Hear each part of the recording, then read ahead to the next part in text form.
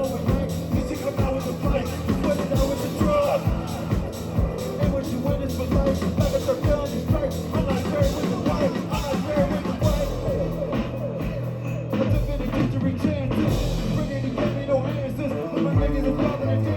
hello. This is Thurston from album 88, and today I am joined by Revival Season. Thank you all for coming in today. Thank you for having us. What's up, Atlanta? Thanks for having us. Of course. And I know y'all are pretty hot within the Atlanta scene right now, but I guess just for anybody who may not be familiar, do y'all want to just give an introduction to yourselves and your sound? Sure. So we're from Atlanta, sort of. B's from Columbus. I'm from Columbus, so I'm down the road. Yeah, and I live here and kind of from around the area. But Revival Season, it's like we started this thing in 2020, and it started as a kind of an experiment that turned out to be a full-on band. And we have a new record coming out tomorrow. Oh, the 23rd, and I don't know when you're hearing this, but February 23rd, our new record comes out. It's called Age of Self Snitching. And we're ready to put this thing out. We've worked on it for 3 years now, and it's it's a labor of love. Yeah, been putting it together for a while. It's so cool to be here because, speaking of he's like, I'm from down the road a little bit in Columbus. Whenever we wanted to do something cool, we had to come up the road to Atlanta anyway. So I've just been kind of back and forth to the city, like my whole life. Whenever I was trying to get close to music or culture or anything that was awesome, and it's like run up the road to come to Atlanta. And now I'm working from out of Atlanta, but living farther from Atlanta than I ever have. So full circle, right? Yeah, I get that. I'm from Savannah, so before I was here, I was going through the same thing of having to come up here. But yeah, congratulations on the album and on the show tomorrow. Thank you. Yeah, of course. What was the recording process like for the record? Most of the recording was done remotely, actually. B would have sessions going on in Nashville when he was living there, and would send me a folder of acapellas, and I would just kind of build up instrumentals around what he was doing vocally. And then we kind of just figured out the record that way. And then whenever he was in town and we were together, we would try to record as much as we could and write as much as we could. When I was making any type of music that I do on my own, it's just BEZ records. They kind of have more of a hard nose approach than what we were doing with Revival Season.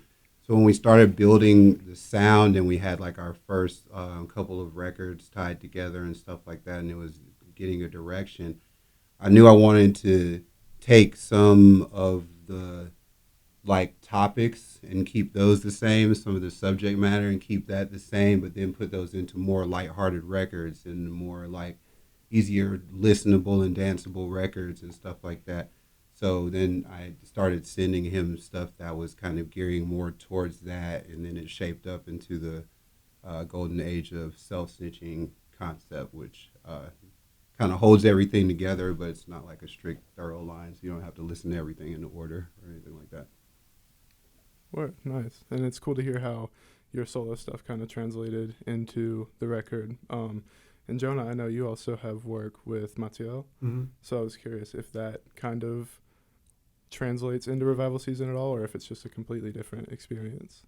Yeah, I mean, it's totally different, but creatively, I was coming out of making a record for Mathieu, as Mathieu, in 2020-ish, and had my studio set up, and that was around the time when I started making songs with B. So it was, my approach to recording was very similar to how I was recording for Mathieu, and it's kind of it's transitioned to something else now, but at the time, definitely using the same amps, drum kit, mics, all that stuff for this Revival Season record. So yeah. Word. It's awesome to hear. And in terms of kind of how outside sources have influenced the Revival Season project, how would y'all say, y'all have kind of spoken on it before, but how would you say that growing up so heavily involved in the church has influenced y'all's music? That was the startup, man. We're both from Georgia, from the South. I feel like everybody's first experience was in a church somewhere. First time somebody slapped on the piano when they were a kid or something, like somebody took them to the piano in the church. So kind of the same thing. I know me personally, I was singing in the choir when I was really young, and I'm still not really a singer now, man. So that's why I rap. I would just sing louder than everybody else. I just thought that's how to get it done when I was like 6 or however old. So Yeah, and like I grew up playing drums in church, so it was like learning how to vamp with a vocalist and coming off the cuff with ideas, playing drums. That's all coming from my experience playing in a church environment. Yeah, that's kind of how that's how my introduction to music started, just playing there. Cool. It's awesome to hear that. I always I've never been super within the church, but like the organs have always been super cool to me. So Totally. I definitely have a feel for that music. And so you're releasing Golden Age of Self Snitching tomorrow, but sir. mid last year, I want to say, y'all put out the Outer National mixtape. Yes, sir.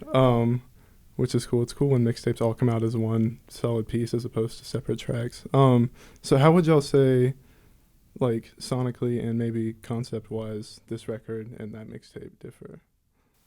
So basically, when you hear, and ideally you'll listen to this album that we're about to put out, but yeah, like Golden Age of Self Snitching, the songs that are in the record, there's about 4 or 5 songs that we took and made this 28-minute long transmission, which is Outer National. So it's kind of like reverse engineered. So everything you heard on Outer National is in the record, which is kind of cool to me because you're familiar with certain pieces if you've heard the mixtape. So if you listen to the album first, it's fun to go back and listen to the mixtape because you find a lot of the pieces and like parts living in that weird kind of long play version of the songs, you know?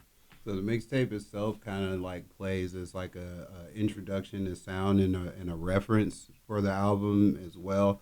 And you know, like with the whole album, like you said, if you were to listen to Golden Age first, then Outer National kind of works like a reference book for it. Totally.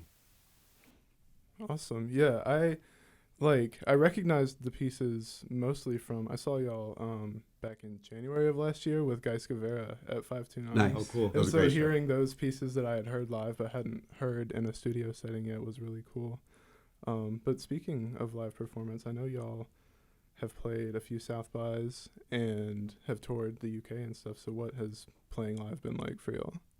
Surprisingly crazy exciting. Like we didn't really think about playing live too much when we were recording the songs, and then like we booked a gig and just started and just kind of like hit the ground running with it, and luckily it kind of turned out well. We just kind of gradually added pieces. Tomorrow at the album release we're gonna have a live drummer and I'll be playing bass, so it'll be kind of like how when the Beastie Boys would like pick up instruments and play their songs the same way but in some live elements. It's kind of like that, so we kind of keep adding different pieces to make it more interesting, keeping ourselves on our toes.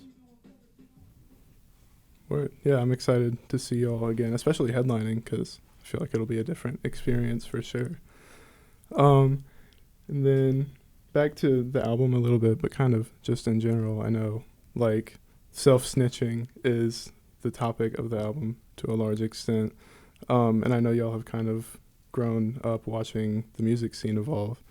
So I was just curious if you think, or how do you think, like social media as a whole has affected the music landscape? It's crazy to be in a time where you have like all the tools available and then like they're just getting used in all types of different ways, but not necessarily in the best way. So I think the social media has helped us all as being able to promote more easier, get your stuff out in front of people easier, and then letting people know who you are. But then somewhere along the way, it's like nobody's tucking it in anymore. And the conversation that you would have with the person who is closest to you, you just give to everyone without making them earn that.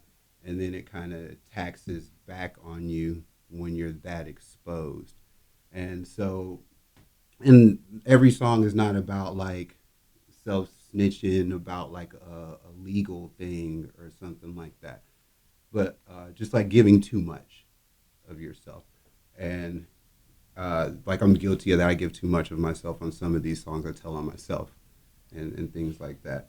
So it's just kind of to turn it back around and kind of like look at how much exposure is overexposure when it comes to what you put out personally in the universe, not just as an artist, but as a person who has all these tools that are available. Word. Yeah, I do definitely feel like we're in the age of oversharing. But yeah, it does come with ups and downs in terms of music promotion. Yeah. It's nice to have sometimes. Yeah, totally. But yeah, I guess lastly, you'll have the record tomorrow on the show tomorrow, and then you're going on tour with Kneecap soon after that. Mm-hmm. Yeah. But do y'all have anything else to look forward to? Maybe a headlining tour, possibly. Right now we're like gearing up to make that tour happen, and then kind of just seeing what happens after that. Cause like, it's it's kind of a big undertaking to make that tour happen. So right now we're kind of just taking it as it comes, but ideally we'll get on a headlining tour. But we're just building our name and getting the music out there, and thanks to y'all and other friends, like promoting as well as we can. So yeah, ideally we'll get out on a headline run and have a whole new experience, because when you're headlining, you can kind of create the general landscape of how the show runs, right. and I like doing that a lot. So I'm excited for when that happens. Awesome. Well, I am looking forward to it. Thank you all for coming in today. Be sure, if this airs before the show happens, be sure to go to the show tomorrow at 529. And regardless, be sure to stream The Golden Age of Self Snitching when it comes out on February 23rd. Thank you so much for having us. Of course.